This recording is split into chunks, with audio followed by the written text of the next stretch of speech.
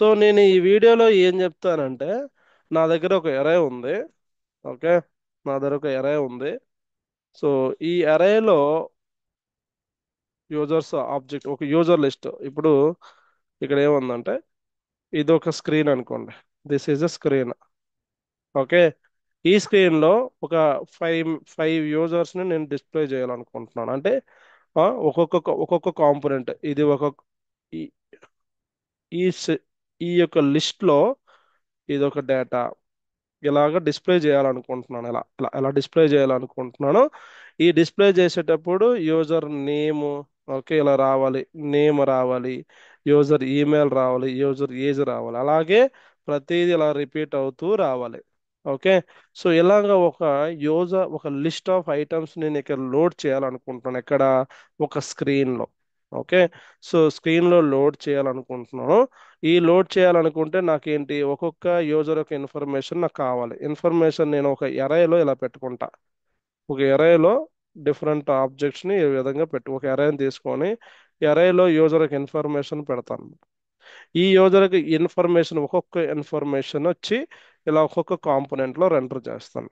Okay, so ఇప్పుడు ఇక్కడ props ఏ విధంగా ఇంకా డీటెయిల్గా మీకు చెప్తున్నాను. ఇలాగ రీయూజబుల్ ఇది ఒక కాంపోనెంట్ ఒకటి క్రియేట్ చేస్తాను. ఇక్కడ మీరు చూస్తే దీన్ని నేను ఇలా రీయూజబుల్ అవుతుంది కదా. ఈ కాంపోనెంట్ ఉంది కదా, దీన్ని ఒక కాంపోనెంట్ గా రాయొచ్చు. ఈ డిజైన్ మొత్తాన్ని ఒక కాంపోనెంట్ గా రాయొచ్చు. ఈ డిజైన్ మొత్తాన్ని ఒక అంటే ఇదంతా కామన్ కాంపోనెంట్. అంటే ఇది ఒక కాంపోనెంట్ గా క్రియేట్ చేస్తాను ఫస్ట్. ఇది ఒక కాంపోనెంట్ గా క్రియేట్ చేసి ఈ కాంపోనెంట్ ఈ విధంగా డిజైన్ చేస్తాను. దీనికి కావలసిన డేటా అనేది ప్రాప్స్ ద్వారా పంపిస్తాను అనమాట. ఇది నా యొక్క గోల్.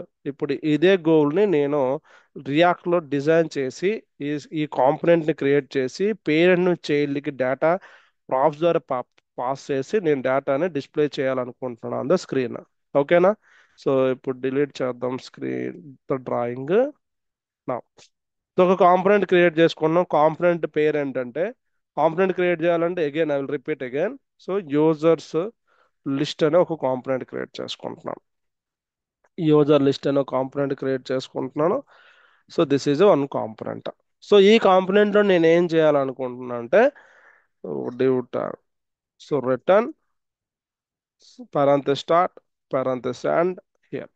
ఇన్ ద parenthesis లో మీరు నల్లైన పంపించవచ్చు, జేఎక్స్ ఎలిమెంట్ పంపించాలి. ఇప్పుడు నేను ఒక డివ్ ట్యాగ్ నోట్ తీసుకొని సో ఈ డివ్ ట్యాగ్ లో ఒక హెడర్ పెడతా.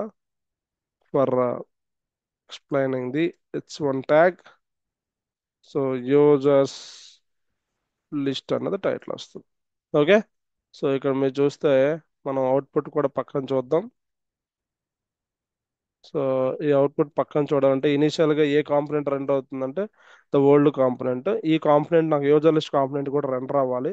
అందుకోసమే ఈ కాంపోనెంట్ నేను ఎక్స్పోర్ట్ చేసి ఈ యొక్క ఇన్ఫర్మేషన్ యూజర్ లిస్ట్ ని నేను యాప్ డాట్ జేఎస్ లో లోడ్ చేస్తాను. సారీ, ఇండెక్స్ డాట్ జేఎస్ లో లోడ్ చేస్తాను.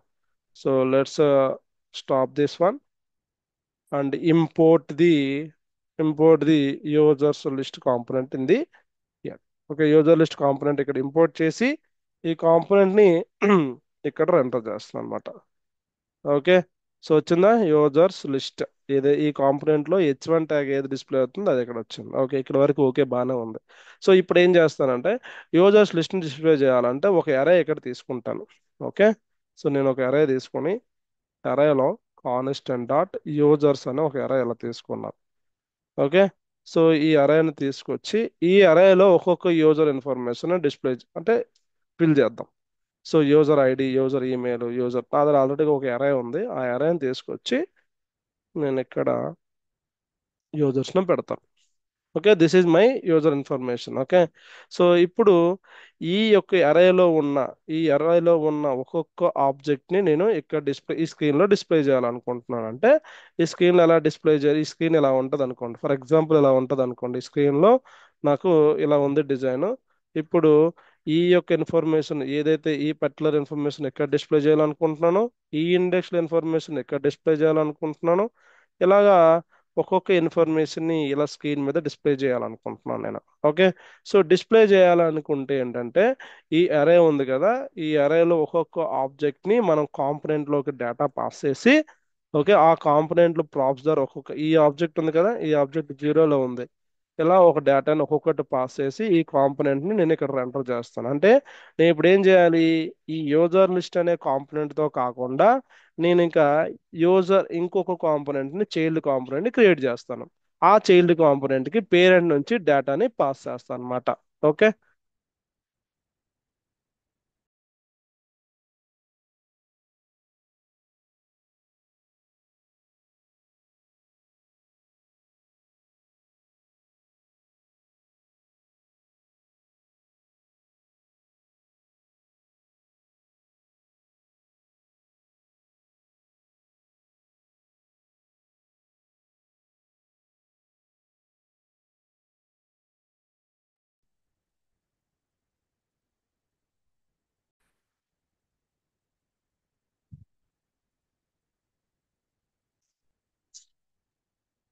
ఓకే. సో ఇక్కడ ఏం చేశారంటే మనం డైరెక్ట్గా యూజర్ కార్డ్లో ఒక్కొక్క ఇన్ఫర్మేషన్ పాస్ చేయకుండా మనం ఏం చేయాలంటే ఇలాగా లూప్ అంటే యూజర్ డాట్ మ్యాప్ అనేది ఒక మ్యాప్ని తిప్పి వన్ బై వన్ ఐటెంని యూజర్ కార్డ్లోకి నేను పంపిస్తాను అనమాట. పంపించినప్పుడు ఇక్కడ అవుట్పుట్ రావాలి. బట్ ఎందుకు ఎర్ర వచ్చిందో చూద్దాం ఒకసారి. మీరు ఇక్కడ కోడ్ అంతా నీట్గా చూడండి. ప్రాప్స్ లోపల ఒక్కొక్క ఇన్ఫర్మేషన్ ఇలా పాస్ చేశాను.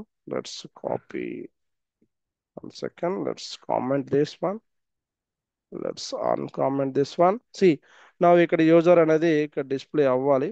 ఓకే, యూజర్ లిస్ట్ అనేది ఇలా వచ్చింది. ఒక్కొక్క ఇన్ఫర్మేషన్ 0 1 2 అని ఇలా పాస్ చేస్తాం. ఇది కరెక్ట్ కాదు. ఇప్పుడు ఏం చేస్తానంటే యూజర్స్ అనే ఎరేలో ఎన్ని ఉన్నాయో మనకు తెలియదు కాబట్టి డైరెక్ట్గా మనం ఇండెక్స్ 1 2 3 అని పంపించలేం. అందుకే ఈ యూజర్స్ ఎరే ఎన్ని ఉంటే అన్ని కార్డులు కావాలి. కార్డులు కావాలంటే మనం యూజర్స్ డాట్ మ్యాప్ అనేది ఒకటి యూజ్ చేసి దీనిలో మనం డైరెక్ట్గా ఇలా యూజ్ చేద్దాం. దీన్ని కామెంట్ పెడదాం. This is not a right, ఇది కరెక్ట్ ప్రాక్టీస్ కాదు. ఇలా జీరో ఇండెక్స్ని స్టాటిక్గా పంపించేది. బట్ యూజర్స్ లిస్ట్లో ఎన్ని ఉందో తెలియదు కాబట్టి ఇప్పుడు మనం ఏం చేద్దామంటే యూజర్స్ లిస్ట్ ఏదైతే ఉందో దాన్ని మనం ఆ, ఒక మ్యాప్ అనేది హైర్ ఆర్డర్ ఫంక్షన్ మ్యాప్ అనేది యూజర్స్ డాట్ మ్యాప్ ఇలా రాద్దాం.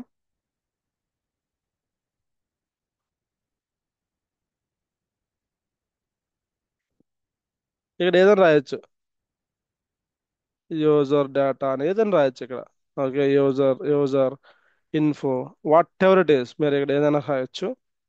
సో లారా ఫంక్షన్లో యూజ్ చేస్తాం. ఇప్పుడు ఇలా తిరుగుతుంది కదా. ఇప్పుడు one by one console dot okay direct written చేద్దాం. రిటర్న్లో నేను కార్డ్ కాంపోనెంట్ యూజ్ చేయాలి. రిటర్న్లో నేను ఈ చైల్డ్ కాంపోనెంట్ యూజ్ చేయాలను. What is the child component అనేది ఏంటి, user card. Okay, so user card అనే కాంపోనెంట్ యూజ్ చేశాను. సో ఈ కాంపోనెంట్లో నేను డేటా పాస్ చేయాలి. That is user data equal to user డేటాలో నేను ఏం పాస్ చేయాలంటే యూజర్ ఇన్ఫోని పాస్ చేస్తున్నాను. వచ్చింది అవుట్పుట్ ఇక్కడ చూసాను. సో ఆటోమేటిక్గా వచ్చింది కదా.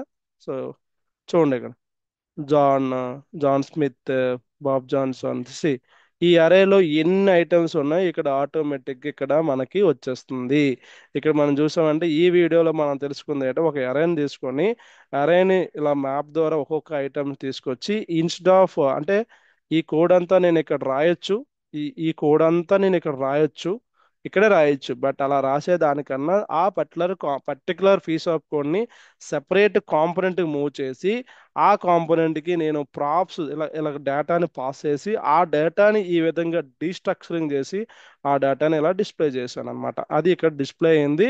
సో ఇఫ్ ఇన్ కేస్ ఇప్పుడు నేను ఇలాగా దీన్నే కాపీ చేసి సేమ్ ఇన్ఫర్మేషన్ ఇలా కాపీ చేసిన సో ఆటోమేటిక్గా ఎక్కడో ఇష్యూ వచ్చింది. ఓకే, మీరు చూసారంటే స్క్రోల్ అవుతుంది, ఆటోమేటిక్గా స్క్రోల్ అవుతుంది ఇన్ఫర్మేషన్. అంటే ఈ అరేని చేంజ్ చేస్తున్నప్పుడు ఆటోమేటిక్గా ఇది రెండర్ అవుతుంది.